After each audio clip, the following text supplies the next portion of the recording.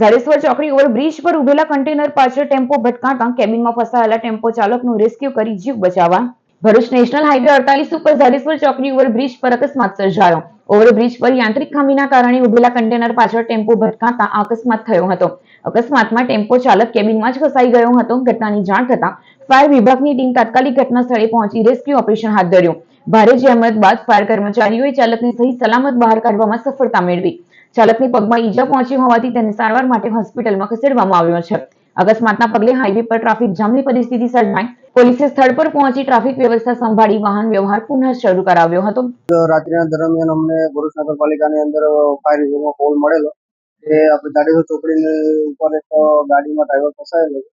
Call મળતાની તાત્કાલિક અમે turnout કાઢેલું rescue ગાડી લઈ અને અમે સ્થળ ઉપર પહોંચેલા અને જોઈ ત્યારે સિચ્યુએશન બહુ ગંભીર હાલતમાં હતી. કન્ટેનરની પાછળ આઈસર ગાડી છે તે ડ્રાઈવર ખૂબ જ પોલાની રીતે ફસાયેલો હતો. તે અમે રાત મહેનત બાદ ડ્રાઈવરની જીવિત બહાર કાઢેલો રેસ્ક્યુ કરેલો.